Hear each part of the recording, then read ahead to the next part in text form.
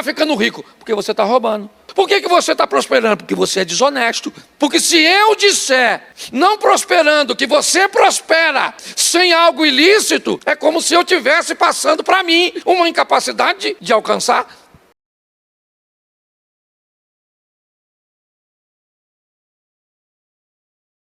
Eu quero fazer uma reflexão com você sobre o resultado de nossas escolhas e para onde elas podem nos conduzir.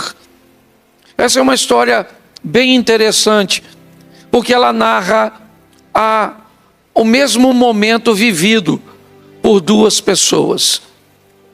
O texto no verso 1 vai dizer que Jesus vai para o Monte das Oliveiras. Apesar do texto não narrar a outra ponta desta corda, nós só vamos encontrar com ela um pouco mais à frente, porque o verso 2 já começa: pela manhã cedo ele torna para o templo. Aquela noite não foi a noite só de Jesus. Aquela noite foi a noite para todos que estavam vivos naquela época e tiveram que tomar suas decisões, tiveram que fazer suas escolhas. E a Bíblia vai nos mostrar que não muito longe de Jesus, naquela noite, pessoas estavam tomando decisões. Jesus foi para o Monte das Oliveiras para orar, mas nem todos estavam em oração, nem todos estavam fazendo a mesma coisa que Jesus. O texto vai destacar uma mulher que resolveu tomar uma decisão que provavelmente, se ela for descoberta, vai ser a última noite ou o último dia de vida dela. O texto diz que uma mulher resolve manter mais um relacionamento extraconjugal, um adultério. Provavelmente ela é alguém que está envolvida com um homem que não é seu marido. Essa mulher sabe que isso é errado. Ela entende que o que ela está fazendo pode levá-la à morte. O motivo que a fez concretizar o ato, mesmo assim, eu não sei. Mas eu já posso chegar bem perto de uma resposta. Ela nunca foi pega.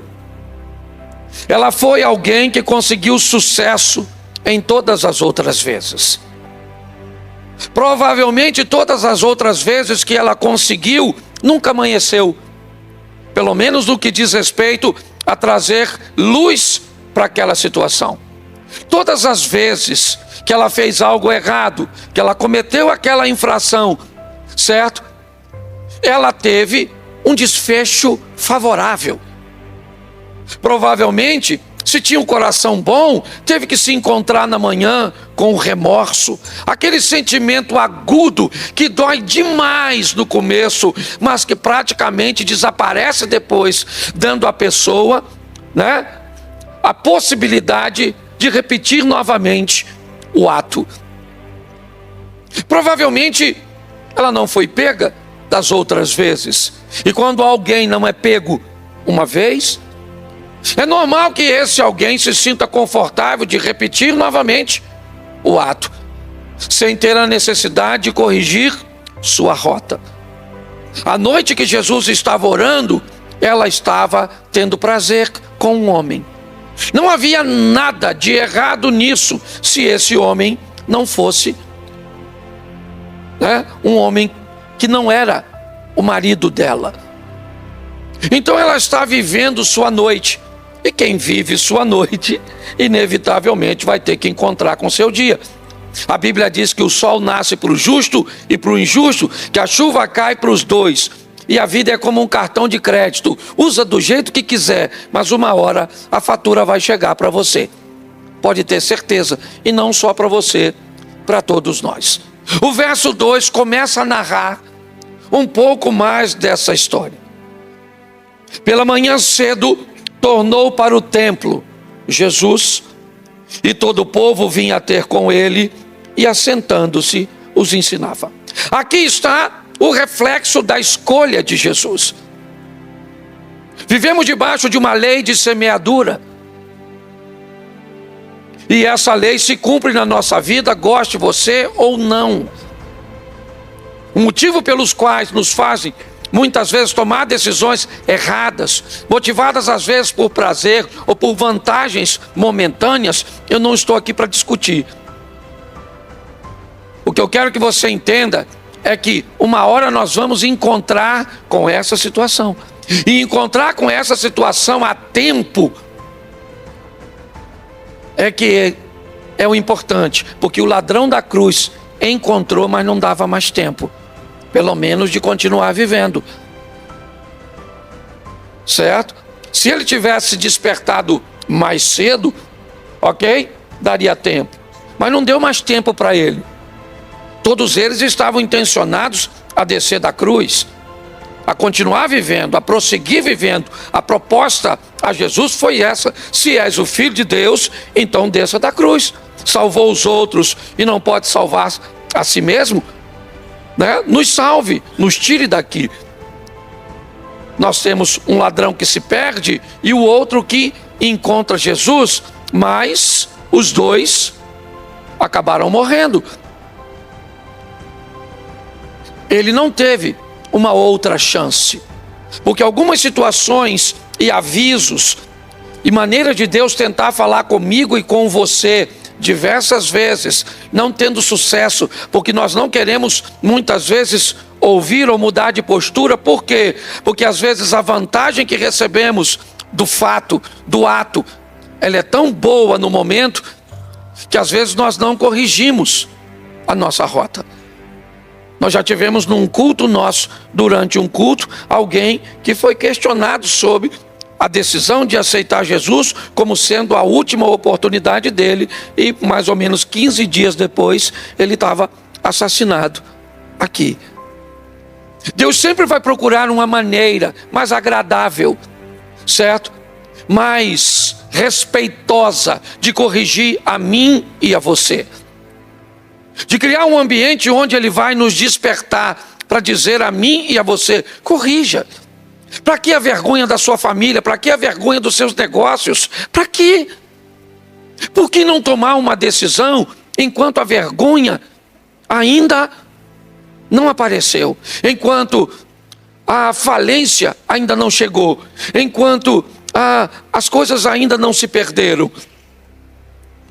Para esta mulher, apesar de muito desconfortável, ainda deu tempo.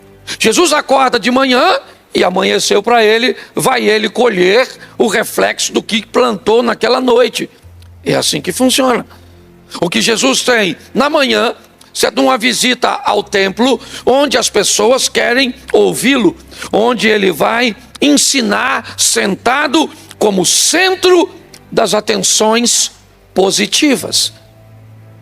É isso que ele é, o centro das atenções. As pessoas estão ao redor do Rabino Jesus, ouvindo o que ele tem a dizer e o que ele ensina. Mas o verso 3 começa a contar a história da noite de outra pessoa. A noite da mulher que resolveu adulterar. Da pessoa que resolveu negligenciar, desrespeitar, desobedecer, fazer aquilo que sabia que não era certo, mas que gerava prazer, satisfação. É isso que ela está fazendo. Talvez nós não estamos adulterando, mas estamos gastando aquilo que não podemos pagar. Talvez nós não estamos adulterando, mas não estamos estudando como se fôssemos passar. Talvez nós estamos tomando decisões cujas quais nós vamos ter que encontrar com elas lá na frente. Mesmo às vezes com a vida transformada. Há um tempo atrás eu estava chegando na igreja E em frente aqui à igreja tinha uns rapazes. E dentre eles tinha um amigo de infância, um dos meus melhores amigos numa fase da minha vida. Depois nós nos distanciamos. O Beto. Beto está lá atrás, Beto vai lembrar. Beto estava ali, certo? Próximo. E quando eu cheguei, ele veio até a minha direção e, ao entrar pelo portão da igreja, eu fui e disse para ele que lá fora estava um amigo meu. E aí ele me disse assim, não sei se vai lembrar, irmão: pastor, ele não estava falando coisa boa do senhor lá fora. E ele não estava mentindo. Ele só estava falando coisas a meu respeito de uma época que eu vivia sem Jesus, porque todo mundo tem passado.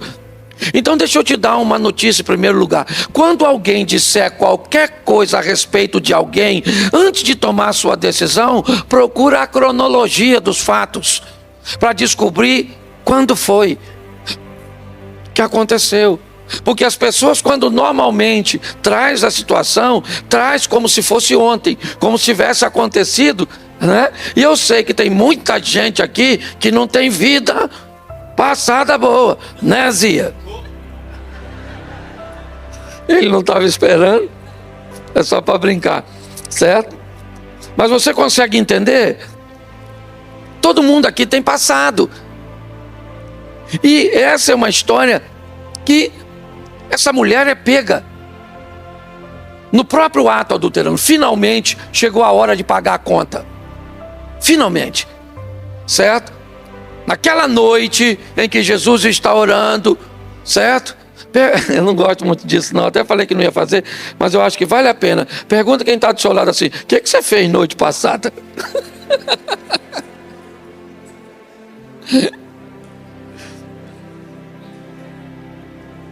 Você consegue?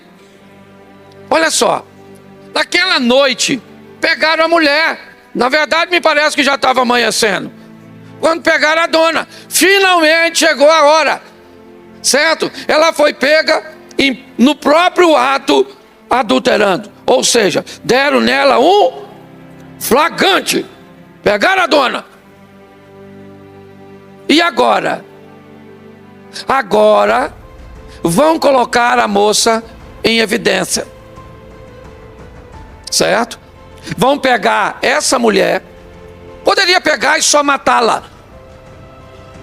Poderia. Eles tinham a lei de Moisés que os embasavam.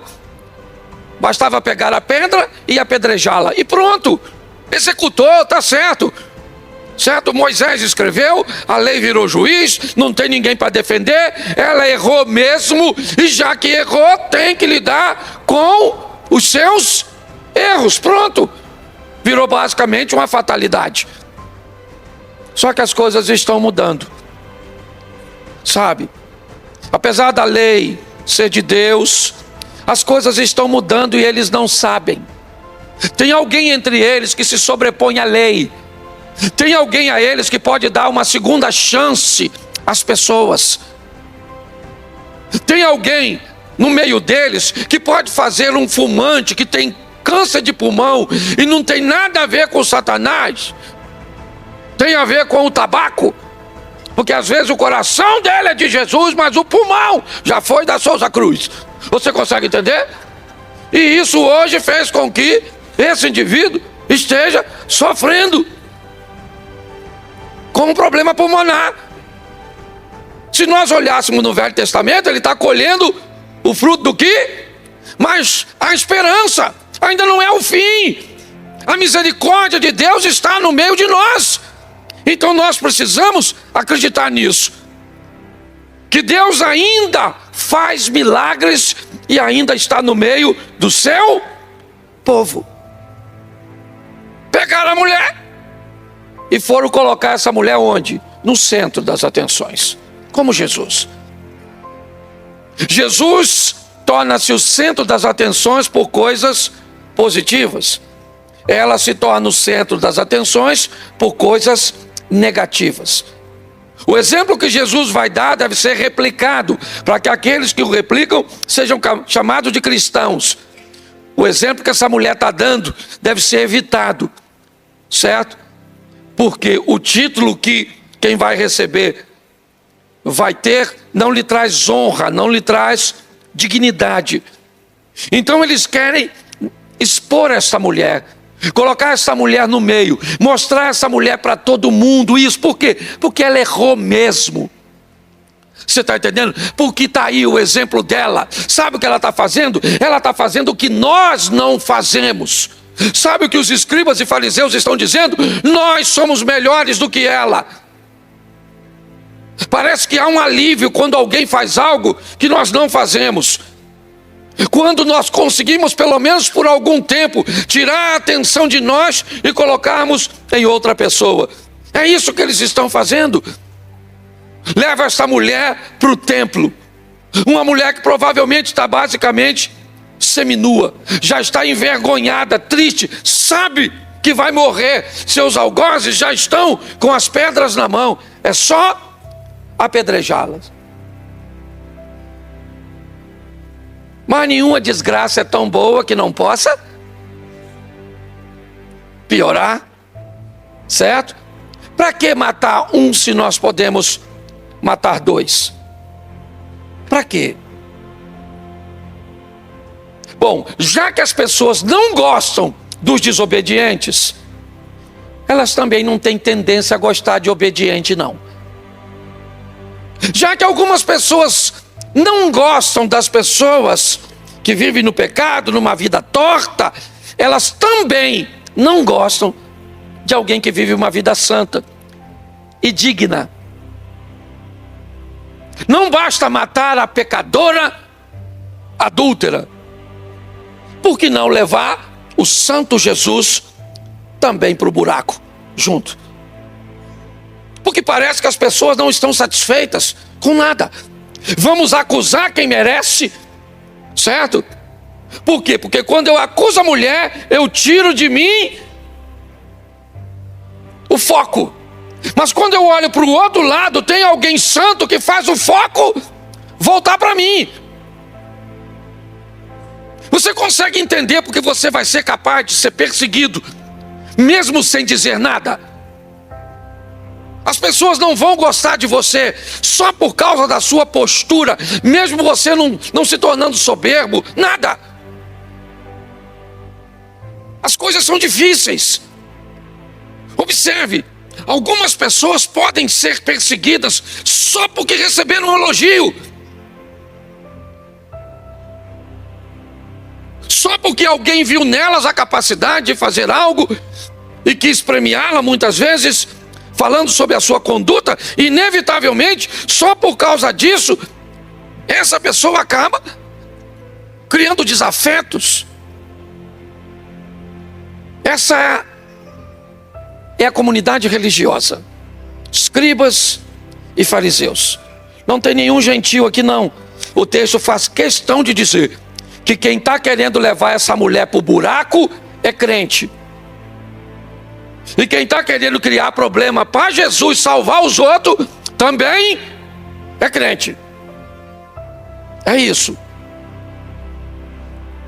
Eles colocam Jesus no meio. E o verso 5 diz: na lei nos mandou Moisés que as tais sejam apedrejadas. Está todo mundo escutando.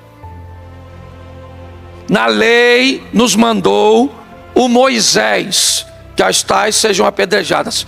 E o Senhor? O que o Senhor fala da lei do Moisés? Contraria. Diga que nós não podemos apedrejá-la. Diga. E nós vamos acusar o Senhor de ir contra a lei de Moisés e vamos tacar pedra em você também. Vai lá, diga. A mulher está no centro, perto de Jesus. A multidão que estava ouvindo Jesus agora, né, recebe a visita dos escribas e fariseus, que, diga-se de passagem, deveriam estar sentados bem pertinho de Jesus para ouvi-lo. Mas como eles não conseguiam estar perto de Jesus, porque a santidade de Jesus mostrava a vergonha deles. É melhor estar perto de alguém que vive pior do que eu, porque pelo menos eu não preciso me acusar, eu posso acusar a outra pessoa. Há uma coisa muito importante se você quer saber se quem reina na sua vida é Deus ou Satanás. Todas as vezes que os erros dos outros sobressaem aos seus olhos, chama a sua atenção, você está perto de Satanás. Pessoas que estão perto do diabo enxergam somente os erros. Pessoas que estão perto de Jesus conseguem enxergar virtudes em meio aos erros.